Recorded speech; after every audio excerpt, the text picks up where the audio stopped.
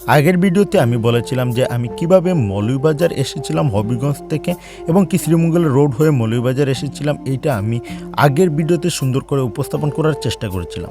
Video লম্বা হয়ে যাবে বিদায় আমি দুইটা পার্টে বিভক্ত করে আজকে দ্বিতীয় পার্টটি আপনাদের সামনে উপস্থাপন করব। তো আমি নেমে পড়ি আমাদের বাস স্টেশন অর্থাৎ মৌলভীবাজারের বাস স্টেশনে আমি নেমে পড়ি এবং নেমে আপনাদেরকে কিছু চিত্র দেখানোর জন্য আমি উঠে যাই রিক্সাতে উঠে আমি রওনা হয়ে যাই চৌমুনাতে যাওয়ার জন্য। আপনারা সবাই অবগত আছেন মৌলভীবাজারের চৌমুনাতে অনেক কিছুই পাওয়া যায়, যেখানে রয়েছে বড় বড় আপনাদের রেস্টুরেন্ট থেকে শুরু করে ট্রাভেলস থেকে শুরু করে সব কিছু কিন্তু অবস্থিত চৌমুনাতে। তো আমি রওনা হয়ে যাই চৌমুনার উদ্দেশ্য।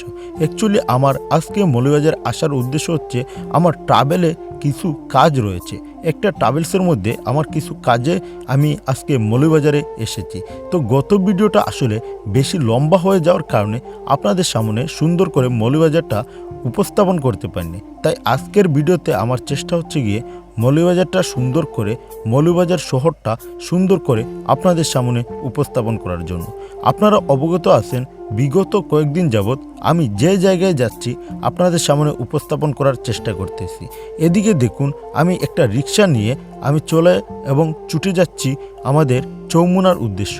আর আশেপাশে দেখতেই পারতে আছেন যে এইটা হচ্ছে গিয়ে মৌলভীবাজার শহরের সুন্দর চিত্র, দেখার মতোই চিত্র। আমাদের মৌলভীবাজারে একটা টাইমে বছরের পর বছর কাটিয়েছি, তার কারণ হচ্ছে গিয়ে ওইখানে আমি পড়ালেখা কমপ্লিট করেছিলাম। আর এই শহরের সাথে জড়িয়ে আছে আমার অনেক স্মৃতি, যেটা বলার মতো নয়। কারণ হচ্ছে গিয়ে পৌরসভায় বসে ফুচকার আড্ডা, পৌরসভায় একা শান্ত বাতাসের এই যে মুগ্ধ হাওয়া, এইটা আসলে বলার মতন না। এই যে চিত্র দেখতে পারতেছেন এটা হচ্ছে মৌলভীবাজারের শাহী ঈদগাহ, যেখানে মধ্যে প্রতি রমজানের ঈদে এবং কি কুরবানি ঈদে নামাজ বড় জামাত হয়, যেগুলো আসলে দেখার মতো।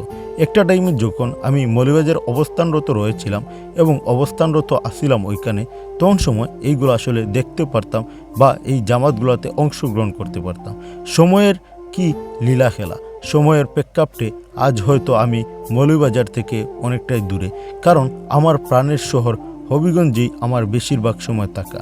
আপনারা সবাই অবগত আছেন আমার বাড়ি হচ্ছে গিয়ে বানিয়াচং, বিশ্বের বৃহত্তম গ্রাম বানিয়াচংয়ে আমার বাড়ি। তো আমি এদিকে রিক্সা থেকে নেমেই মানিব্যাগ থেকে টাকা বের করেই আমি রিক্সাওয়ালা আঙ্কেলকে টাকাটা দিয়ে দেওয়ার পরে এইদিকে একটু ঘোরাফেরা করি।